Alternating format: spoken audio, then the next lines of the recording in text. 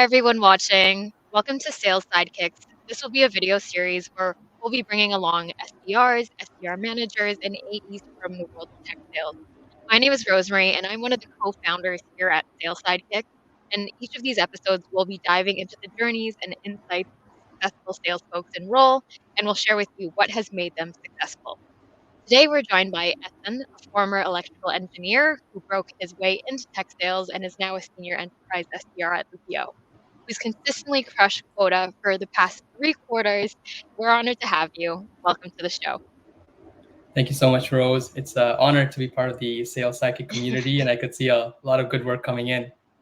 That's awesome. Thank you for the kind words. We really appreciate you for taking the time to chat with us. And we'd love to dive right into it. And would love for you to do a quick intro of yourself and what inspired you to transition from electrical engineering into tech sales. Yeah, absolutely. So I always had the traditional dream of going into engineering, and I graduated from engineering school as well. But recently, I found tech sales to be a combination of a really interesting work that combines technical and sales skills. Building up on my technical profile, I realized that sales was an opportunity to not only build products, but to be really part of the front-facing community where I'm actually, having conversations with the customers, understanding their problems and how we can design our solution specific to their needs to really close down their problems and help them enhance and benefit them in the society. Yeah, no, that's very interesting for you to be able to take those skills and dive right into tech sales. And especially that must have given you an upper hand going into something and being able to understand complex situations. Because I could definitely tell you for myself, someone in an HR background going into fintech sales, that was a little bit of an adjustment for me. Um, but yeah, I would love to know a little bit more about your role there at Loopio and yeah, tell me more about Ahsan and your journey into tech. Absolutely. I think Loopio was my second stepping stone. I started off actually as an SDR at Ada. It is also a Toronto unicorn and an AI chatbot company. So in the early times when AI was still coming up and new, we actually worked with some of the big enterprise companies in helping them achieve an AI chatbot for the customer support, customer facing side. And then very quickly after a year, I realized that maybe it had run its course to the chat GPT and decided to transition into a more of a demanding industry. That's where Loopio came in. Again, we know that sales team are the engine of today's organizations, and they all need to solve RFPs. So really saw the opportunity at Loopio and just went in for the SDR role. Beautiful. So I guess that leads me to ask, what was your job hunting process like to get this role here at Loopio? And what was the interview process like at Loopio, and what did you do to stand out? Yeah, absolutely. One early thing that I learned on at Ada was that video prospecting was not only a powerful strategy, but it's key into cutting out the noise that many applicants create. So just for context, Loopio SDR role had about like, I don't know, 200, 300 applicants applying on the easy apply online, right? And to really break through that noise, it's almost impossible unless you have a way to stand out. So I kind of trickled down, you could go into LinkedIn messaging, but that's also becoming very, very normalized and regular for most people. So I took an approach, a very diverse approach, is that I made a profile of myself, like a PowerPoint presentation, and I recorded a video under a minute, 30 seconds and sent out to the two sales manager. And within the video, I focused half of it on sales and why I could be a good candidate, but I just kind of want to humanize myself. Like, hey, I've been a big traveler. I see in your profile you're a big traveler as well. I play sports and I'd love to be part of your organization that helps you achieve greater things through both work hard, play hard type of mentality. And then with that cold email comboed along the video prospecting just really caught their eyes and helped me land an interview.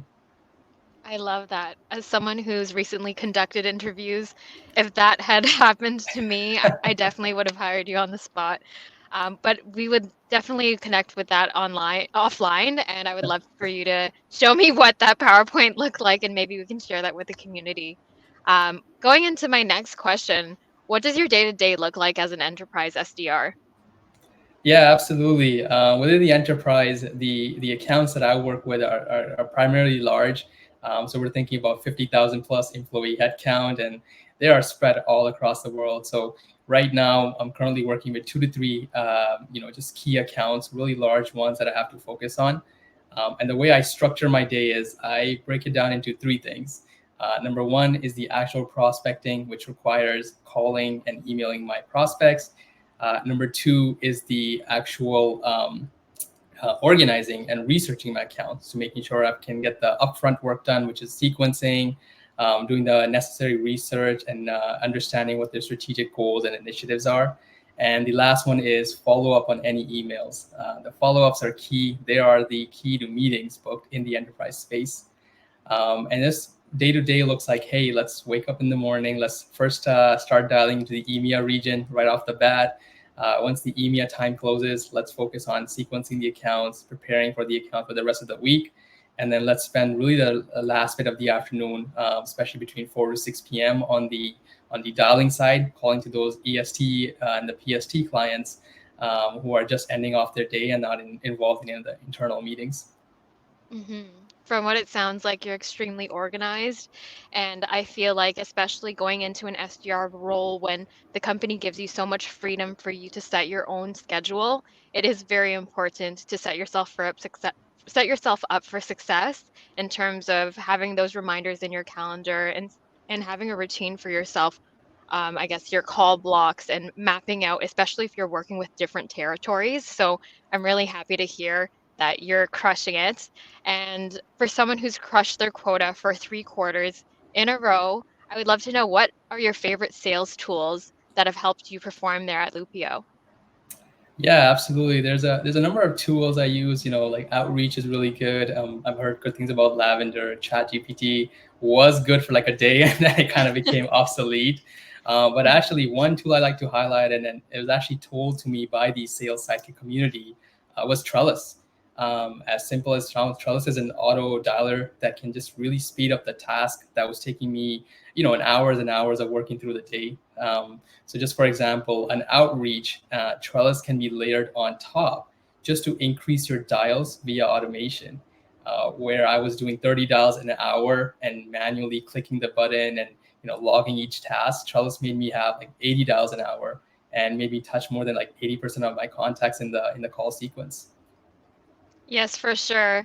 It's very biased for myself because I love Trellis and I've been using it even in my Tapalti days, but I've definitely shared it with my team and have found that it definitely cuts down the manual workload, especially when putting call notes, and RevOps is happy because sales hygiene is clean and things are up to date because it makes it easier for me. So I'm happy that you enjoyed the tool as well. Um, but what's one tip about the tool that you could give out to people watching today? Yeah, Trellis is really intelligent. So let it analyze your conversations and request the AI coaching. It's a sometimes a hit or miss, but at times it can tell you some thought-provoking questions you should have asked during the cold call that you may have missed. Many times it has asked me, "Hey, why didn't you ask for their process?" But instead of booking into the meeting, and I was like, it's a good idea. I should have asked a little bit more of their process because they were willing to talk, they were willing to give me their time. But instead, I was so focused on booking the meeting, I actually, forgot to get some of the golden nuggets out of them. So that is one key feature that, look at the stats as well. They provide a lot of diagnostics on call to connect, call to pitching, and all those specific stats that can really help you improve your cold call and the quality of your calls as well. Yes, for sure. I think early days of me using it, when I was a new SDR, I found that I speak quite fast, and the pacer at the top tells me how fast I'm speaking. And it's a nice reminder to be like, okay, slow down a little bit, and maybe I'm talking too much. So I'm happy that you're actually going through the analytics and reflecting on your performance. But moving on to the next question, how do you envision the future landscape of tech sales, particularly in roles beyond account executive and account manager positions? Yeah, that's a really good question. I think many of us that do come into sales or in SDR roles, we think that, AE is the, get rich or die trying type of role, right? We all want to get into there. But there's actually a variety of roles out there that exist that need sales experience and sales knowledge and mentality to succeed. Some of them can include, right off the bat, a sales engineer and pre-sales. Again, it's about demoing, understanding technical specifications of the product, and really relaying that back to the technical and non-technical folks on the customer side. CSMs are becoming the new superheroes as they continue to expand their presence into the growth side and continues to help them on the post sales. And then we have also product marketing, product management. Some of their roles not really traditional, but they do have transferability skills that can be applied and into getting those roles as well. So those key roles, along with some of the marketing, can also be really take in those some of the sales mentality, sales knowledge, and the hard skills that you get from here and be transferably applied to those departments. I definitely agree, especially someone coming into sales for the first time. The logical next step is account executive, but once you're in role, it opens so many doors. And I've seen people progress into marketing, into CSMs, and go into even more technical roles that they might not have had even an education for. And that's the beauty of working at a tech company, and starting off at sales. So, I guess I don't want to put you on the spot here, but what's the next step for yourself in your career? The $1 million question that you're about to ask. Yeah. Yeah, I would love to be in the AE role. That is something that I'm looking forward to. I think the strategy side and the whole closing side really intrigues me. We are in the economic downturn right now, so there is a lack of AE roles and openings right now. But I'm hopeful, I'm confident I can get there. But there's also sales engineer on the pathway for me, just with my technical background and my love for kind of the technical skills. I'd still love to give sales engineering a try and just really go that route. But for now, we'll have to see what the future holds for us. Of course, it's always good to have a vision and goal in mind and, keep a couple doors open if you have the experience for it. And if you continue to perform the way that you are, you're definitely setting yourself up for success. So the last question that I do have for you is what advice would you give to someone with a technical background who's considering a career in tech sales? Yeah, I would say that sales is getting complex. It's no longer the previous model where you come in, you become really good friends, you bring charisma and whatnot, and you can close the sale. Unfortunately, SaaS is cutthroat and ROI driven, which means if you're not able to tell the leaders that, hey, how do we can we really present a solution from both the technical side and from their efficiency side and other factors that play in, you won't probably get their attention. And technical folks have that competitive edge where they're able to understand the problem, really analyze it from the analytical data side of point of view, and then present a solution that appeals to both technical and non-technical folks. So if you have built a good technical profile, really look into the other roles that sales can offer, and it can give you a mix of both worlds that can be both satisfying and financially lucrative to your career. Yes, especially the last point that you did put out there. Yes. Absolutely. Well, it was a pleasure having you, and it was very insightful to hear your side as someone coming from an electrical engineering background. And thank you so much for letting me dissect your brain. It was very interesting to see how you organize your day and the tools that you use, and your vision for yourself. So thank you so much, Asan. No problem. Thanks again for having me on the show, and wish you guys all the good luck and best in your careers and with your community as well. Beautiful. Thank you so much.